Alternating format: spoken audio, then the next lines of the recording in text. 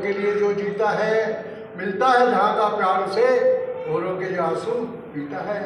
साथियों, आज हम बात कर रहे हैं वरिष्ठ नागरिकों के बारे में। वरिष्ठ नागरिक की क्या परिभाषा? जो 60 वर्ष से ऊपर का हो गया है, जिसने चाहे वो सांसारिक रूप से या कोई सरकारी सेवा या अन्य कोई प्राइवेट उपक्रम में वो सेवा दे रहे थे अपनी, उससे जो उनकी सेवानिवृत्ति तो हो चुकी है, लेकिन उसके बावजूद समाज के लिए, युवाओं के लिए, सभी के लिए वो एक प्रेरणा बने हुए हैं। 60 वर्ष से ऊपर के आयु में भले वो 65 वर्ष, 70 वर्ष और भी कितनी आगे, लेकिन आज भी वो समाज के लिए, देश के लिए कुछ नया करने का प्रयास कर रहे हैं। तो आज उन सभी साथियों का हमारा परिवार की ओर से हम सम्मानित करेंगे, उनका अभिनंदन करेंगे बड़े प्रेम से। देखिए, एक बहुत सुंदर घटना आती है हमारे सामने। एक बहुत बड़े सेठ, 75 वर्ष की आयु, उनका अंतिम समय आया, मृत्यु उनके सामने आकर खड़ी हुई। चलो सेठ जी मेरे साथ, आपका समय हो गया पूरा। सेठ जी नाराज होकर बोले, अभी तो मैंने 2-2000 के नोटों की घड़ियों की 4 पैकेट भरे हैं, 4 सूटकेस हुए हैं, अभी से मैं कैसे चले जाऊं? अभी तो मैंने इनका आनंद लेना है। मृत्यु बोली, अपने यहाँ ऐसा कोई सिस्टम नहीं है, चलना है तो चलना है। सेठ जी ने कहा, कम से कम इतना तो करो कि मुझे 2-2000 के जो 4 सूटकेस है, करोड़ों रुपए, उनको तो मैं मुझे साथ ले जाने दो, मैं उनको तो आनंद ले लूँ। मृत्यु ने कहा, चलो आप इनको साथ लेके चलो। ऐसी बनी संभावना कि वो 4 सूटकेस लेके सेठ जी ऊपर पहुंच गए। वहाँ जाकर क्या देखा सेठ जी ने? बड़े बड़े शॉपिंग मॉल, बड़े बड़े बोर्ड लगे हुए हैं, उसमें क्या लिखा हुआ है?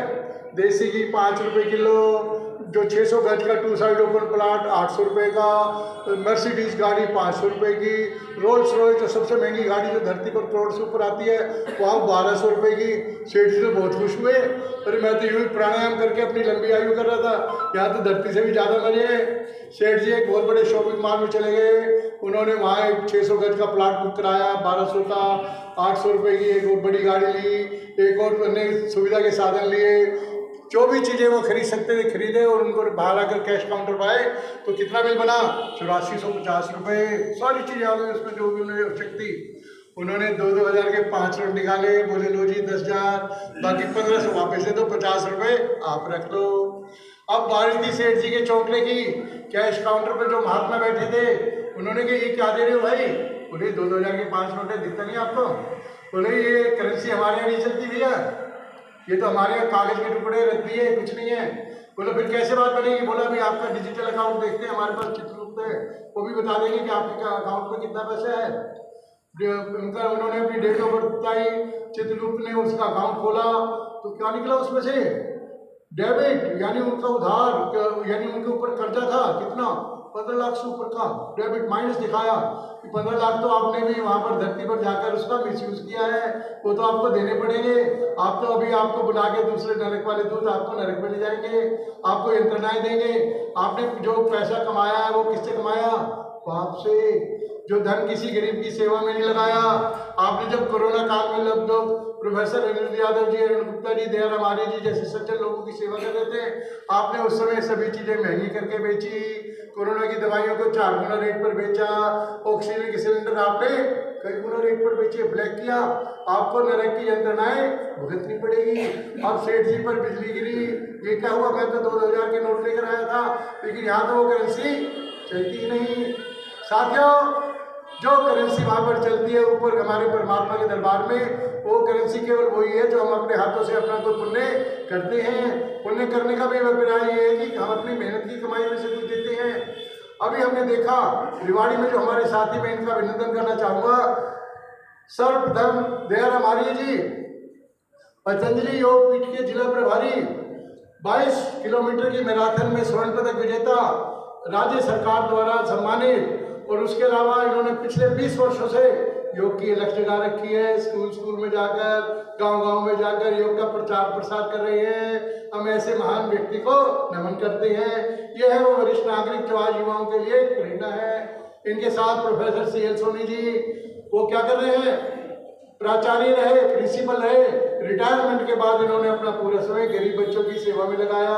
जिसके पास पुस्तकें नहीं उनको पुस्तकें दे रहे हैं, जिसके पास पहनने को कपड़े नहीं उनको पहनने के कपड़े दे रहे हैं। अपनी पेंशन का आधे से ज़्यादा हिस्सा लोगों की सेवा में लगा रहे हैं। उसके बाद हमारे प्रोफेसर अनिल यादव जी, जिनको हमारा परिवार भगवान कहता है, पिछले 25 वर्षों से लाखों पुस्तकें, माता पिता की सेवा, नशे के विरुद्ध, भ्रूण हत्या, अन्य सभी सामाजिक विषयों को लेकर इन्होंने एक अभियान चलाया हुआ है। लाखों लाखों रुपए की पुस्तकें ये अपने स्वैच्छिक कोष से बांट चुके हैं।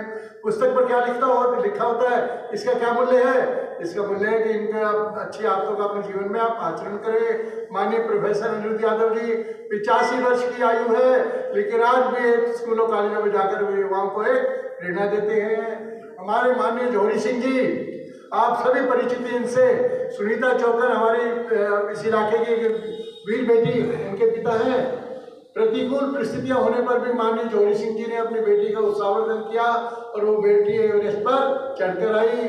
ऐसी महान शख्सियत आप सभी से, देखने वालों से भी मेरी विनती है, अपने बच्चों के अंदर के गुणों को आप जो विकास करें, उनको अप्रिशिएट करें, उनकी अच्छी आदत को अपना आगे बढ़ाने का पूरा प्रयास करें, ताकि आपके बच्चे भी देश का नाम ऊंचा करें।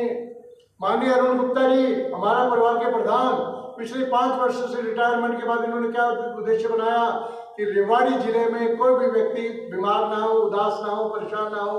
हमारा परिवार की स्थापना की इन्होंने और आज 5000 लोग हम अंदर और हमारे साथ जुड़े हैं, जिनकी डायबिटीज, शुगर, माइग्रेन, इन सभी को ये अपने प्रयास से ठीक कर चुके हैं। माननीय राजेंद्र सिंह जी चांदावास प्राचार्य, 82 वर्ष की इनकी आयु है। आज भी 5 किलोमीटर सुबह पैदल चलकर, योगा करके, प्राणायाम करके पूरे गांव के युवाओं में एक नई चेतना का संस्कार कर रहे हैं। पूरे गांव के युवाओं को नशे के विरुद्ध अलर्ट कर रहे हैं कि नशा आपके लिए बहुत घातक है। मैं स्कूलों में जा करके मॉर्निंग पीरियड पर भी एड्रेस करता हूँ, बच्चों को अच्छी अच्छी बातें बताता हूँ, जिनमें कपूर साहब की लाफ्टर थेरेपी भी शामिल है कि भाई अगर टेंशन लगानी है तो ये और एडिशन है। Thank you.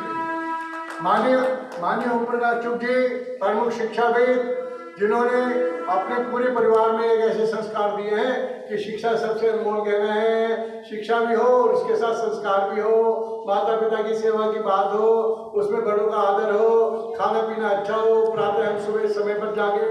हमारी बहन मधु गुप्ता जी, जो पिछले 20 वर्ष तक लगातार उन्होंने जो है शिक्षा के क्षेत्र में अनमोल सेवाएं दी है, वर्तमान में महिलाओं को जागृत कर रही हैं। उनमें क्या जागृति ला रही है कि अपने घर को स्वर्ग बनाएं, अपने घर का वातावरण ऐसा रखें कि सभी लोग आपस में मिलजुल कर रहें। तो मित्रों, हमारा परिवार आप सभी से ये प्रार्थना करता है कि वरिष्ठ नागरिक अपने घर के बड़े, उनका पूरा आदर करें, उनका सम्मान करें और उनके चरणों में बैठकर उनके अनुभवों का आप जीवन में लाभ उठाएं।